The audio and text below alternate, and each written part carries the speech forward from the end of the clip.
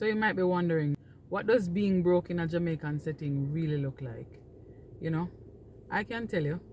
Hi, it's V. Let's grow.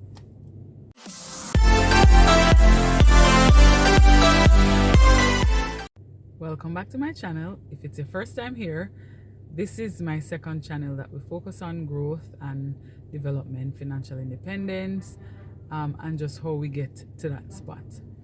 So if you're returning, you know that the first video spoke about, getting out of brokenness and just being sick and tired of being sick and tired of the paycheck to paycheck life and all of that. And I spoke about the plan that I had, or the plan that I have for the upcoming year to do a no buy year, which means that I will not be buying any clothes at all for a whole year.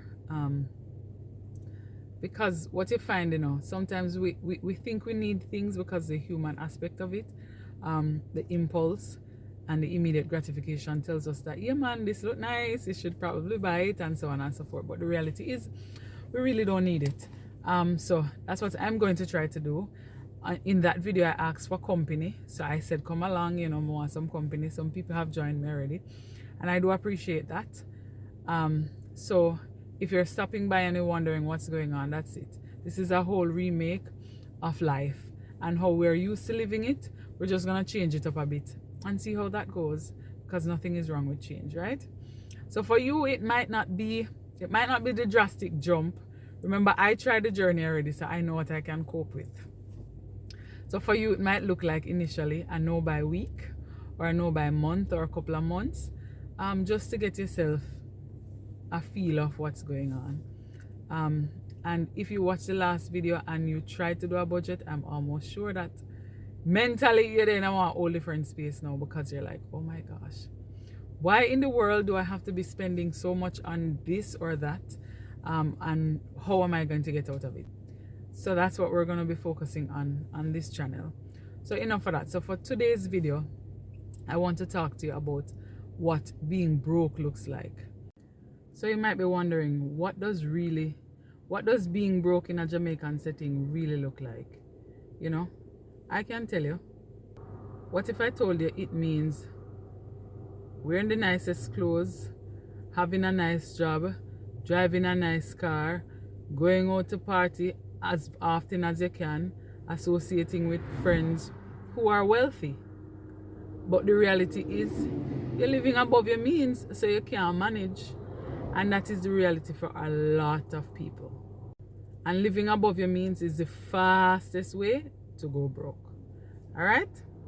And that is because so often a lot of people associate wealth or being well off with a certain look, feel, and all of that. So I'm going to touch on, I think, 5 mistakes that people make when they are trying to, get themselves together. And I guess this is where I stop for trying to do this, and then I'm hearing noise. But anyway, so often people make the mistake of trying to compare themselves to others.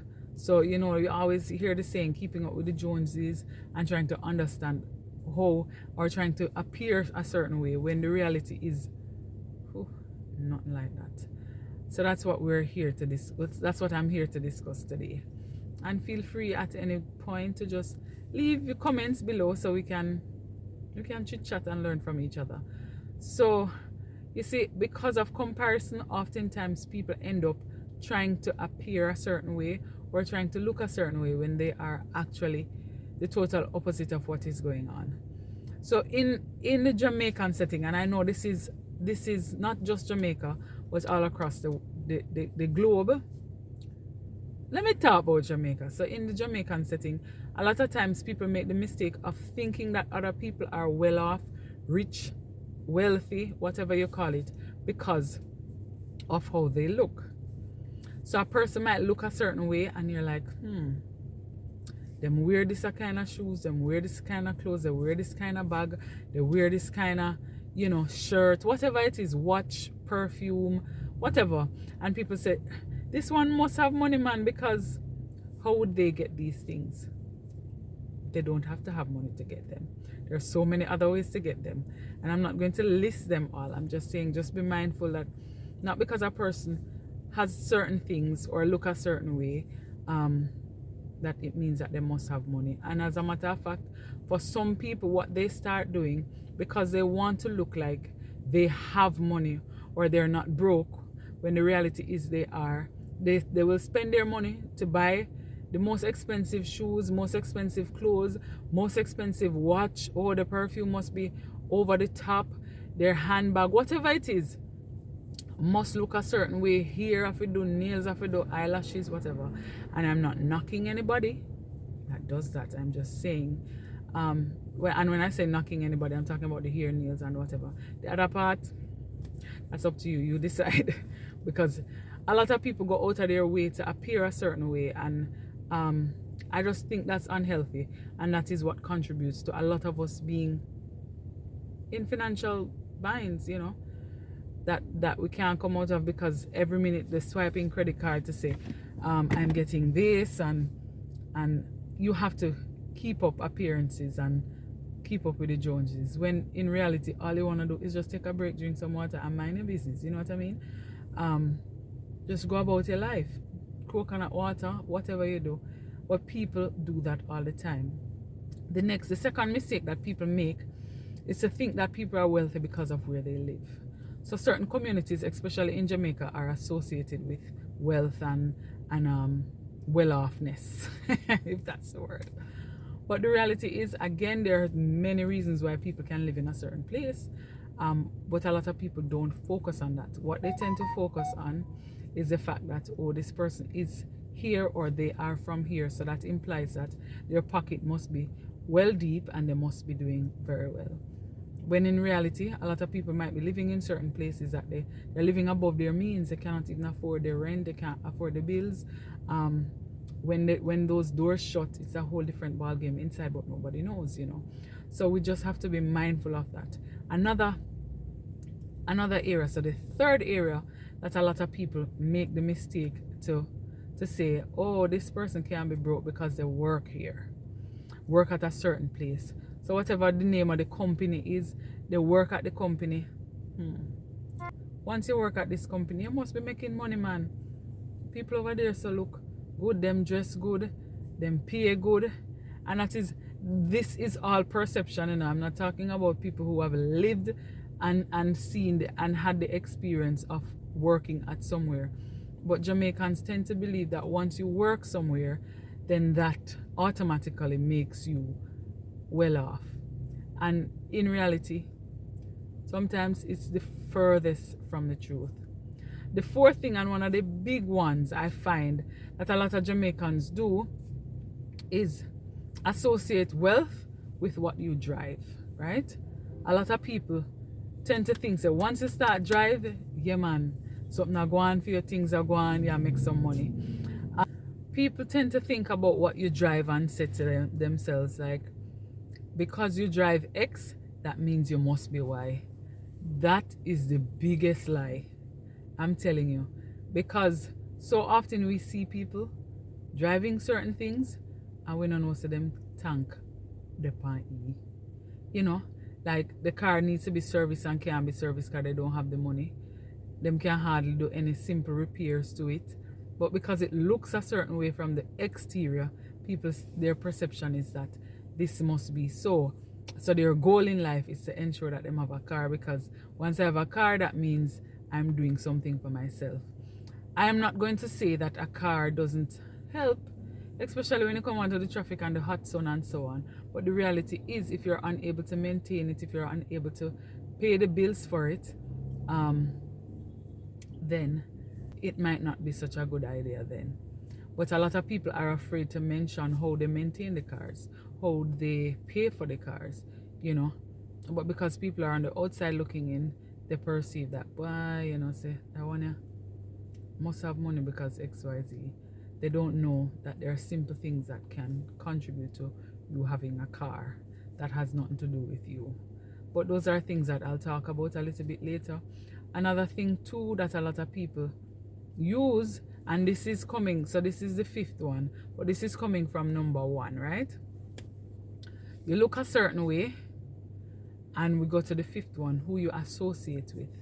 So a lot of people use other people, their friends, to judge them, to say this one is in this category, or they hang out with this person, so they must be at this stage, or they must be at this place. And sometimes, the people them are just friends from a long time, before they were able to do what they're doing, and before they got to where they got to.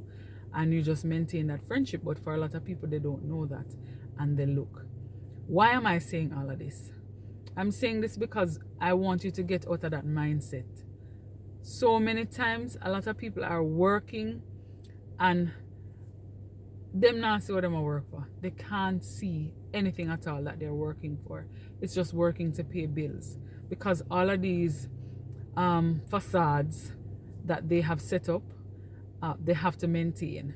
So they have to maintain a certain look, they have to maintain a certain lifestyle, they have to maintain living somewhere, the car, the whole 9 yards.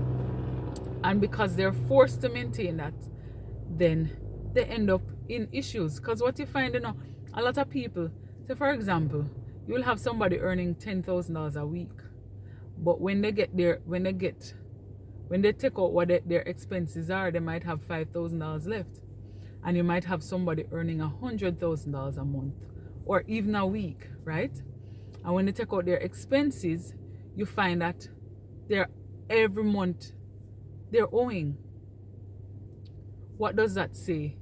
The one that is living in their means has a better chance of actually building wealth eventually, because at the end of the day, you're not owing anything.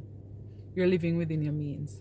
So we have to get into that mindset. Even before you take on this journey, get into the mindset that it means that you're going to have to shave off some things, because you have to live within your means. And so often, for a lot of us, we change job, we standard of living gets more expensive. We change location, whatever we do, it moves with it. We have to get to a place where everything stays still until we achieve the goal.